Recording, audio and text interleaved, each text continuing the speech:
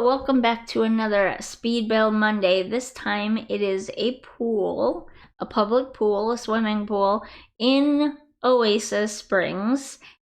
And this time I actually managed to make it a base game build first and add pack elements on later. I'm quite proud of myself for that, since I either couldn't or forgot in the last, I don't know how many builds now. I think it was only my first two builds that I did for this save file that were base game only to start with, and then I added packs on afterwards, which really bothers me. Like I said, I'm gonna go back to that Nookstone house here in Oasis Springs. I don't remember, was that my last speed build or the speed build before it? Either way, I'm gonna go back to that one and I'm gonna see if I can't replace most, if not all, of the pack stuff with the base game stuff and upload a base game version as well. I can't make any promises though, because I used a lot of pack stuff in that one. I may just do a completely new build. I don't know yet, but I really, like, the idea was first and foremost to do pack specific to that world. So like for Newcrest, what is it? Oasis Springs and Willow Creek, I think, are the three base game worlds, possibly. Yeah, I think those are the three base game. Newcrest always throws me off. I cannot remember if that's an actual base game world or not, but I think it is. Anyways, do all of those predominantly base game and then add pack stuff onto them. And then, like, if I was in San Myshuno, it would be base game and city living stuff, and then go back later and add in other stuff. Or if I was in Sulani, it would be base game and island living stuff, and then I would go back in later and add other pack stuff to it. And then, what was it I built? I think I built that Fern Park Cafe, maybe? I can't remember. Which one was it? It might have been the Strawberry Farms build. And the build was specific not to the world that it was in, but specific to a couple of different packs. And I just ended up putting it in Henford on Bagley because it, like, the world setup and everything matched the idea of a strawberry farm really well. And after that, I just totally forgot that I wanted to stick to base game and pack only where possible. And I just started going crazy with the builds and adding packs in and everything. And that was not my intention in the beginning of making the save file, not at all. So I might go back and do second versions of all those lots and make base game, somehow make base game versions of them if I can. The problem is some of them are hard, like Fern Park Cafe. It can't really be a cafe anymore if it's base game only, so I don't know what I would put in there instead. If you have suggestions, I am open to critiques, I am open to suggestions, I am open to backseat gaming on occasion. I'm open to ideas and sharing and collaborating on this kind of stuff. I'm open to it all because that's why I do YouTube, to create a community and come together and make me a better game player, and also if I can help somebody else out there with their games, and to build friendships. I'm not in it for the fame and the money and the glory. I just want to build friendships with people. That's all I care about, is playing games with other people. I am not of the mindset that there are games that should just stay single player games. I used to be in my 20s. I used to think, God, and right around that time Sims Online came out, and Sims Online was an absolute disaster. It was bad. I don't even want to talk about it. It was so bad. But anyways, that experience plus, I don't know, just in my 20s I was very, very into single player games, and I did not want other people messing up my game. I did not want other people. I wanted to have full control over games, creative based games like this, and not include any other people. That's my washing machine, if you can hear that. I am so sorry. Sometimes it's a front loader and it's not top of the line. And so sometimes when certain things get in there and it's trying to spin, it sounds like a really old airplane trying to take off. It's bad. It's really, really bad. And there's not really much I can do to make it stop. But anyways, I totally forgot what I was saying before. Oh, single player versus multiplayer. So in my 20s, when I played games like this that are very creatively based, I wanted full control over my world and my game and stuff, and I didn't want anybody messing with that. Um, and so I wanted The Sims to remain single player only. But as I've gotten older and like with the pandemic happening and everything, I am appreciating multiplayer games more and more. The pandemic took something that I had already been feeling to begin with, which is isolation due to living in a very rural area with a rare disease and disability, and not, being able to get out much or do much or anything. And it amplified it dramatically. And during the pandemic, I'm like, multiplayer games are actually quite nice.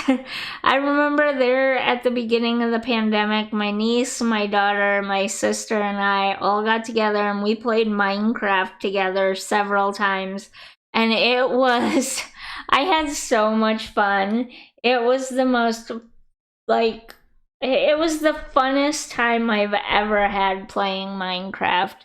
And and previous to that, I thought, I don't want to play Minecraft with other people. I want to have complete control over the world myself. I want to build my own builds. I want to make this world the way I want to make it. And then, I realized Minecraft's actually very lonely to play alone. It's just you in the big empty open world all by yourself. Like, what's the point of making builds? There's nobody there to appreciate them, you know what I mean? So I really enjoyed playing multiplayer Minecraft a lot, like a lot.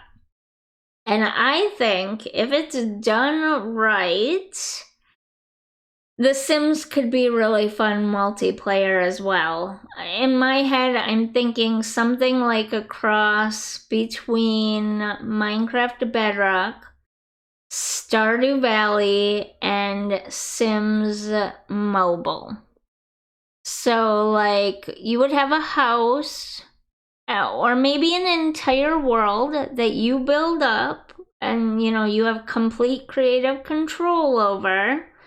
But you can invite other people in to your world to play with you. I would hate it to be friends only, because frankly all I have is my family right now. Which is, like I said, why I do Twitch and YouTube, to make friends, so I have people to play games with. Like World of Warcraft and stuff. Otherwise it's just me on my little lonesome self playing games all the time alone. Anyways, but yeah, like Stardew Valley, where you can invite people into your world, but like The Sims or Minecraft, where you have complete control of your world.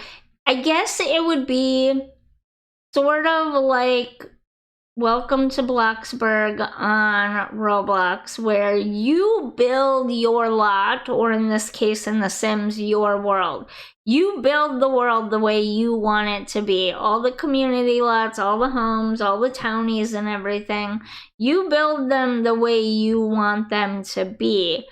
But then other people can come to your lot or your world and ask to play with you, and you can give them permissions either just to be a guest in your world or on your lot, or they can have a building permissions and they can help you build community lots or houses or make townies or whatever, you know?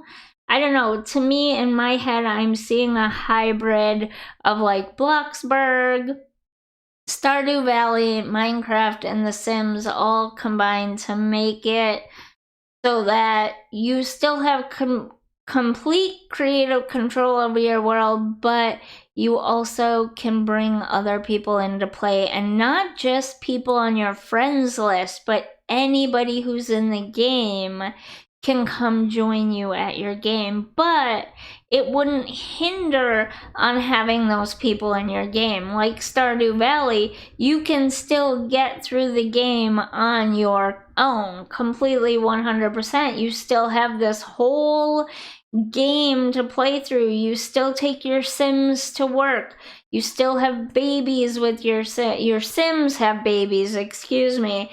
Your Sims get jobs, get married, get divorced, you know, get pets, die eventually. Like, the whole Sims game can still go on, but you can invite other people to come live in your world, you know, and then they would be like townies but controlled by real people, you know? Does that make sense? I don't know if any of that makes sense. It's just some sort of hybrid version that is The Sims but is capable of making it multiplayer as well. So we're coming up on the end of what is the base game version of this lot, and now I am adding in pack stuff. So like towels and floaties from Island Living, a toddler pool from Seasons. I added a vending machine from, what is it, Snowy Escape or Snowy Retreat? You know, the Mount Komorebi one.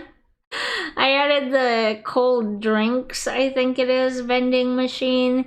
And what else did I add?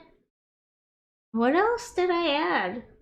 Oh, I added the cooler from Outdoor Retreat. So let's say and the diving board from Get Together. So let's say you downloaded this and you downloaded the pack version by accident and you don't have one of the packs or multiple packs. Not like, it's not gonna change much. It's barely gonna change at all.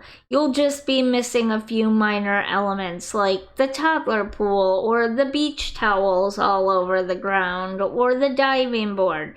But the lot will still look good and be usable because it's predominantly base game. And I'm still thinking about ways I can go back and change those other ones to base game and the world that they're located in only type of deals. You know what I mean? Because that was my whole goal with this, was to build, every lot had a base game version or base game and the pack for the world it's in, and then go back later and mix in a whole bunch of the other packs into it. And I just got carried away. Mixing all the packs together. So I'm still working on trying to go back and see how I can change those lots, keep them predominantly the way they are, But just take away the pack stuff that doesn't belong there for a base game version, you know what I mean? Um, and it is so weird to do walkthroughs for community lots, so sorry, it's just screenshots for you today. Hope you enjoyed this build. Don't forget to like and subscribe, and I will see you in the next video. Bye!